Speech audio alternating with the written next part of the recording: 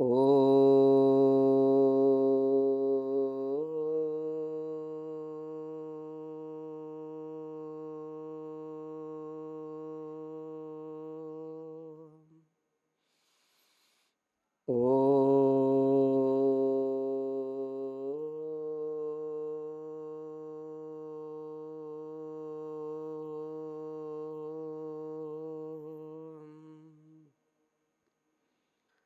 स्वस्ति पन्थामनुचरेम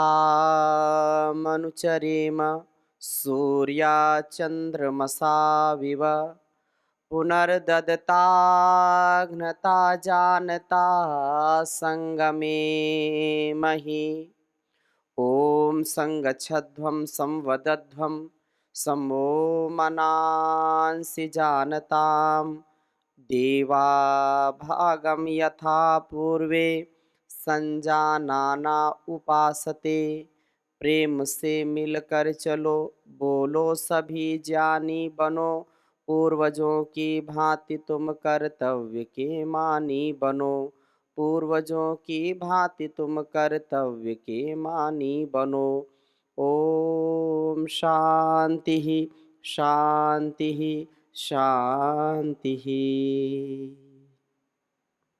प्रातः स्मरणीय वंदनीय युग पुरोधा युग दृष्टा योग ऋषि परम पूज्य गुरुदेव जी महाराज, आयुर्वेद शिरोमणि श्रद्धेय आचार्य श्री जी महाराज की सूक्ष्म उपस्थिति को प्रणाम करते हुए, इनके तप को पुरुषार्थ को प्रणाम करते हुए, यहाँ पर जो मुख्य योग शिक्षक प्रशिक्षण शिविर आप सब दिव्यात्मा योगी आत्माएं जो हजारों हजारों किलोमीटर की यात्रा करके गुरुधाम में आए, हरिद्वार गुरुद्वार में आए हैं, आप सबके हृदय में विराजमान उस भगवान को मैं प्रणाम करता हूँ। आपके तप को पुरुषार्थ को प्रणाम करता हूँ, और जिनके अथक प्रयास से अथक पुरुषार्थ से अहर्निश जो गुरु के आदेश में गुरु के उपदेश में प्रिय आचरण करते हुए पूरे राष्ट्र के संगठन का नेतृत्व करते हैं, ऐसे यशस्वी तेजस्वी ओजस्वी प्रखर वक्ता आदरणीय हमारे मुख्य केंद्रीय प्रभारी भाई राकेश जी को एक बार पुनः प्रणाम करते हुए एक बार जोरदार अभिनंदन करिए। और हमारे स्वामी विनय देव जी, तीर्थ देव जी आदि सब जो सेवा में लगे हैं, और यहाँ राज्य प्रभारी आदरणीय हमारे प्रेम नारायण जी, आदरणीय हमारे सुनील जी, और सभी जो राज्य प्रभारी, राज्य कार्यकारिणी सदस्य, जिला प्रभारी, इनका एक बार जोरदार अभिनंदन करिए। योग सेवा सबसे बड़ी सेवा है। सेवा तो सेवा है, कई बार ऐसा होता है सेवा तो सेवा है, सेवा चाहे कैसी भी हो, सेवा तो वास्तव में सेवा ही होती है। लेकिन कुछ जो अच्छे परिणाम हमारे जीवन में लाते हैं, और बहुआयामी जो कार्य है, बहुआयामी जो हमारा व्यक्तित्व है, कृतित्व है, उसमें और उसका परिष्कार हो जाए, तो वो कैसे होगा? वो योग सेवा से ही होगा। योग सेवा से सर्वांगीण विकास होता है। योग सेवा से व्यक्ति के व्यक्तित्व का संवर्धन होता है। योग सेवा से व्यक्ति के विचार में, व्यवहार में, उसके संस्कार में असीम परिवर्तन आ जाता है। यद्यपि जो लोग थोड़ी सी भी योग सेवा में अपना योगदान देते हैं, कार्य करते हैं, तो आंशिक रूप से उनको लाभ मिलता है। योग, परम पूज्य गुरुदेव जी महाराज कहते हैं कि योग का तो एक यह अतिरिक्त फल है कि हम स्वस्थ हो जाते हैं, लेकिन योग करने और कराने से, योग की सेवा से क्या क्या घटित होता है, यह स्वयं हम भी नहीं बता सकते। हम उसको अनुभव करते हैं, जितना अनुभव करते हैं उससे भी कहीं ज़्यादा योग से हमारे जीवन में सामर्थ्य मिलता है। इतनी बड़ी बात यह है। अगर हम बात करें परम पूज्य गुरुदेव जी महाराज की, तो आज पूरे देश और दुनिया में योग को, अध्यात्म को इतने विस्तार से जो पहुंचाया है और करोड़ों करोड़ों लोगों के जीवन को बचाया है, तो उसके पीछे किसकी सेवा है? योग की सेवा है।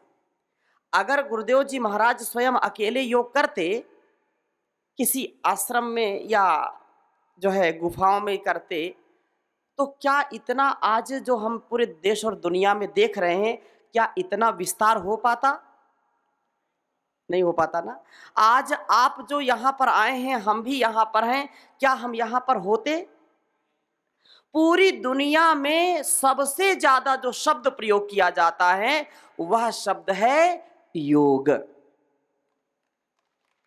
सबसे ज्यादा योग, युग परिवर्तन है। योग जो है यह सबसे बड़ा परिवर्तन है, इसलिए आज उनका पूरे देश और दुनिया में नाम हो रहा है। लोग कहते थे कि योग तो योगियों का काम है, योग करना ये तो कोई गुफाओं में योगी करते हैं, कोई कैलाश सरोवर में, कोई जो है गंगोत्री में जा करके, कोई यमुनोत्री में जा करके, कोई जो है तपोवन में जा करके योग करे तो वो करे। हाँ, आम जनमानस कैसे योग कर सकता है? फिर कोई बहुत बड़े राजा महाराजा या समर्थ व्यक्ति होते थे, तो बहुत संभ्रांत व्यक्ति होते थे, तो उनके लिए बोले वो योग कर सकते हैं।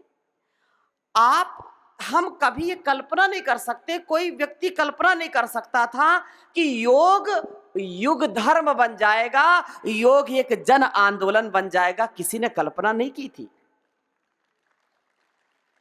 योग जो केवल ग्रंथों में था, योग जो केवल गुफाओं में था, उसको जन जन तक पहुंचाने का कार्य, व्यक्ति व्यक्ति तक पहुंचाने का कार्य योग सेवा से गुरुदेव जी महाराज ने किया है। तो गुरुदेव जी महाराज के लिए एक बार जोरदार अभिनंदन करिए। आज पूरी दुनिया इस बात को मान रही है कि यदि योग नहीं होगा तो हम कभी स्वस्थ नहीं रह सकते। बड़े से बड़े डॉक्टर, बड़े से बड़े इंजीनियर, बड़े से बड़े वैज्ञानिक इस बात को, जो आज से 20 साल पहले, 30 साल पहले लोग स्वीकार करने में हिचकिचाते थे, वो डरते थे कि नहीं नहीं ऐसा कैसे हो सकता है, ऐसा तो हो ही नहीं सकता है कि योग से कोई स्वस्थ हो जाए, कोई कल्पना नहीं कर सकता था। लेकिन लोगों में धीरे धीरे जब लोगों ने प्रतिक्रिया शुरू कर दी कि नहीं हमको तो ये रोग था और डॉक्टर ने बहुत जो है इलाज किया लेकिन कोई लाभ नहीं मिला, हमने योगाभ्यास किया और हमको ये लाभ मिल गया। ऐसे जब हजारों नहीं, लाखों नहीं, करोड़ों करोड़ों लोगों ने कहना शुरू किया और करोड़ों करोड़ों लोगों ने करना शुरू किया योग, तो आज योग की सेवा जन जन तक पहुंच गई है, घर घर तक पहुंच गई है। उसके साक्षात प्रमाण आप हैं जो आप यहां आए हुए हैं।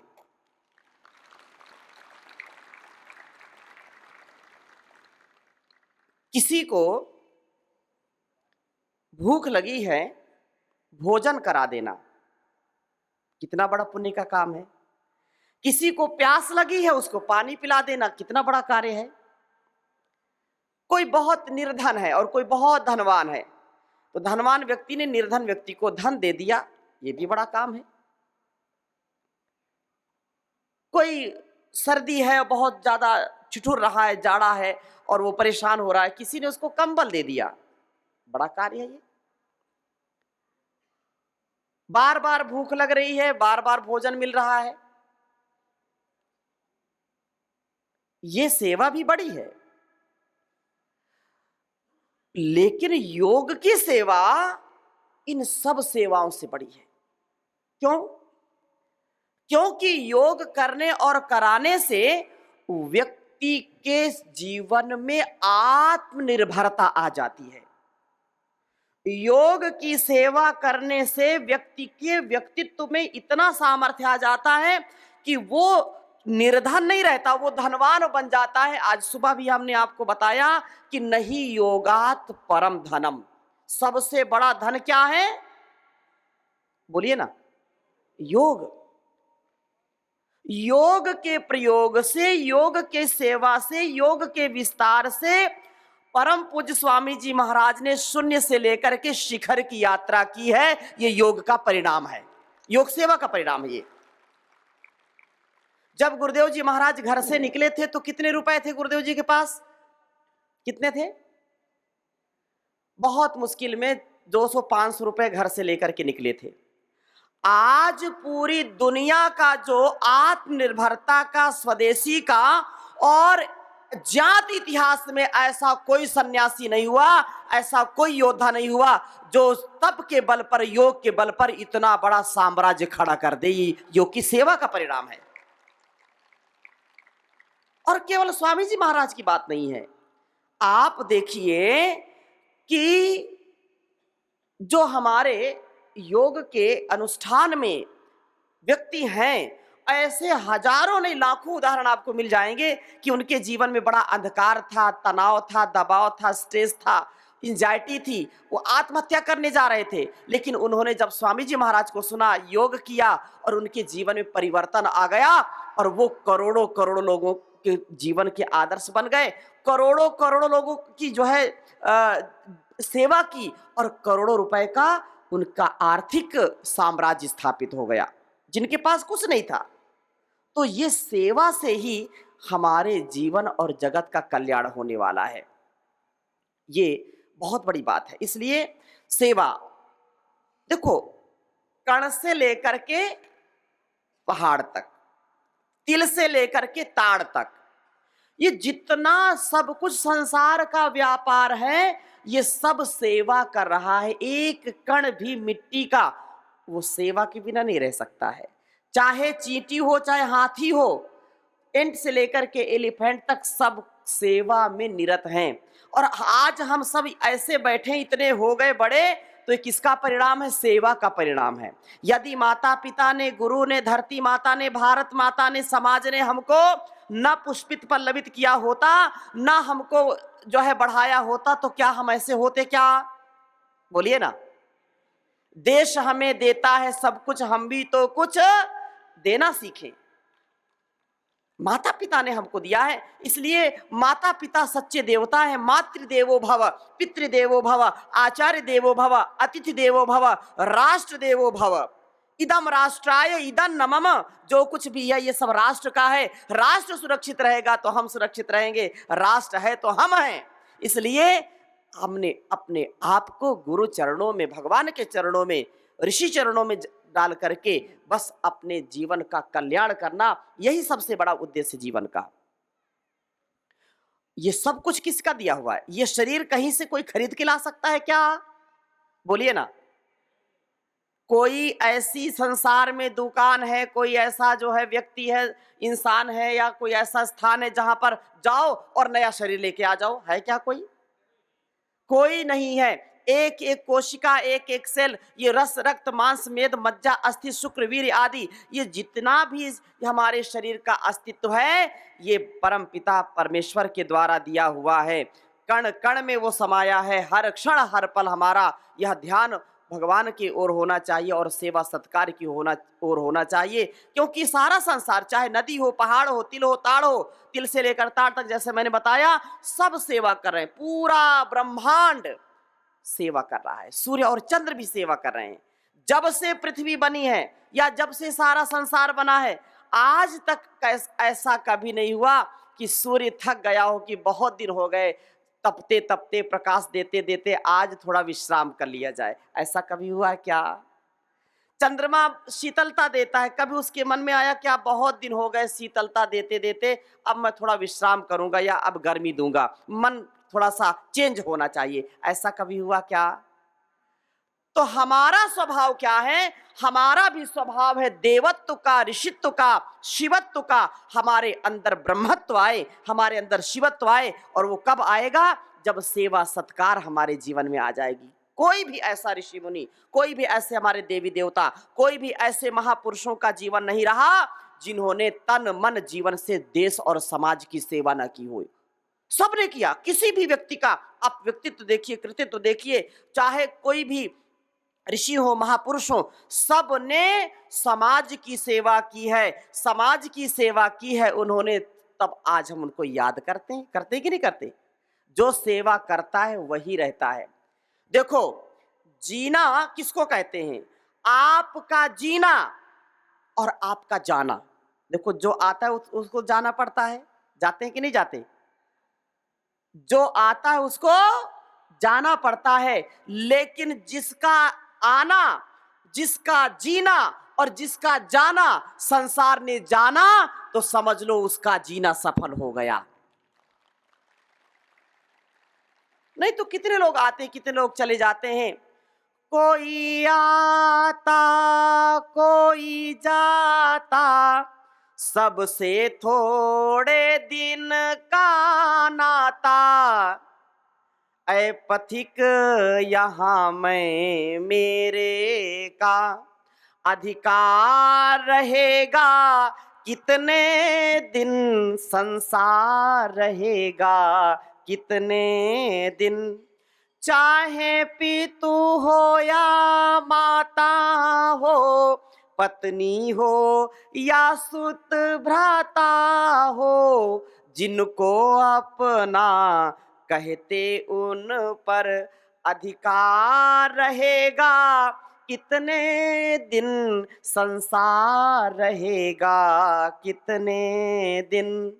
यह प्यार रहेगा, कितने दिन। मानव सोचो जग के सुख का विस्तार रहेगा, कितने दिन। व्यापार रहेगा, कितने दिन। जो जग में सच्चे ज्ञानी है, परमात्म तत्व के ध्यानी है, उनसे पूछो मन का माना, उनसे पूछो मन का माना। इंसान रहेगा, कितने दिन संसार रहेगा, कितने दिन। ऐ मानव, तो संसार का ये व्यापार है, ये हमेशा रहने वाला रहेगा कौन? जिसकी सेवा, जिसका सत्कार, परोपकार जो दिग दिगांतर तक, युग युगांतर तक अमर रहता है, उसी का जीना सफल है। आप याद रखना कि आज का ये समय, ये योग धर्म या राष्ट्र धर्म, जहां हमने जन्म जन्मांतरों से सेवा की है, आज इस योग की सेवा से अपने घर परिवार को, संसार को, समाज को एक नई दिशा देने की जो एक बहुत बड़ी हमारी एक विधा है, हमारी जो परंपरा है, उसके हम सच्चे संवाहक बने तो हमारे जीवन में देवत्व आएगा। जो देता है वो देवता, अभी मैंने बोला मातृदेवो भव पितृदेवो भव। जो देता है वो देवता, और जो केवल लेने का काम करता वो लेवता। अब आपको क्या बनना है? As you wish as you like. आप क्या बनना चाहते हैं? आप देवता बनना चाहते हैं या लेवता बनना चाहते हैं? बोलिए ना। अरे आप तो देवता है ही है, तभी तो यहां है। आप देवता हैं, इसलिए हमारे जीवन में देवत्व आए, ऋषित्व आए। देवत्व के फूलों से दामन को मेरे भर दो, जीवन ये सुगंधित हो, दुर्गंध निकल जाए। दाता तेरे सुमिरन का वरदान जो मिल जाए, मुरझाई कली दिल की एक आन में खिल जाए। दाता तेरे सुमिरन का ये मन बड़ा चंचल है, चिंतन में नहीं लगता। सेवा सत्कार में मन उल्लू का पट्टा हो जाता है। अरे आज नहीं करेंगे, कल करेंगे, आज तो सो जाने दो, आज ठंड बहुत है, आज गर्मी बहुत है, आज तो थके बहुत थे, आज तो नींद लेनी चाहिए, कल करेंगे। अरे अभी क्या करना है? कुछ लोग बोलते हैं काल करे सो आज कर, आज करे सो अब, और पल में परलय होएगी, बहुरी करोगे कब। तो कुछ दिमागी जो जिनके जो है ना, जो स्वार्थी हैं और आलसी प्रमादी, वो क्या कहते हैं कि आज करे सो काल कर, काल करे सो परसों, और जल्दी जल्दी क्या करना है, अभी जीना है बरसों। तो ऐसे लोगों का कभी भी कल्याण नहीं हो सकता है। इसलिए सेवा का कार्य जो करेंगे वो आज नहीं, जन्म जन्मांतरों तक हमारे साथ जाने वाला। याद रखना, आपके हमारे द्वारा किया हुआ कर्म कभी निरर्थक नहीं होता है। अवश्य में भोक्तव्यम कृतम कर्म शुभाशुभम न भुक्तम क्षीयते कर्म जन्म कोटि शतैरपि। आज अभी इसी क्षण जो अच्छा काम बुरा काम वो सब हमारे साथ जाने वाला है, कभी भी निरर्थक नहीं जाता। कोई भी कर्म हमारा निरर्थक नहीं जाता है। इसलिए कल किसने देखा? कल किसने देखा? कल किसी ने देखा ये पल, इस पल में जितनी हम दिव्यता से जी सकते हैं, जितने अच्छे से हम सेवा दे सकते हैं, वही हमारे साथ जाने वाला है। कुछ भी साथ में लेकर के नहीं जा सकते। कि मान मेरा कहना नहीं तो पछताएगा, और माटी का खिलौना माटी में मिल जाएगा। मान मेरा कहना नहीं तो पछताएगा, और माटी का खिलौना माटी में मिल जाएगा। बेटा बेटा क्यों करता है? कर्तव्य का पालन करना है, लेकिन आसक्ति पूर्वक नहीं। जो कर्तव्य है उसको करो। बेटा बेटा क्यों करता है? बेटा तेरा एक दिन पड़ोसी बन जाएगा, और माटी का खिलौना माटी में मिल जाएगा। बेटी बेटी क्यों करता है? बेटी तेरा एक दिन जमाई ले जाएगा, और माटी का खिलौना माटी में मिल जाएगा। हम क्या चाहते हैं संसार से? यदि याद रखना, यदि हमने अपने ऋषि परंपरा का निर्वहन नहीं किया, यदि हमने ब्रह्मचर्य आश्रम, गृहस्थ आश्रम, वानप्रस्थ आश्रम और संन्यास आश्रम, ये 4 आश्रम हैं, यदि इनका समुचित उपयोग नहीं किया, इनको यदि अपने जीवन में नहीं जिया, तो दुख मिलेगा, कष्ट मिलेगा, हम दुखी होंगे और दूसरों को दुखी करेंगे। क्यों? क्योंकि हमने अपने कर्तव्य नहीं समझा, अपनी सेवा नहीं समझा, और इसके कारण हमको दुख उठाना पड़ेगा।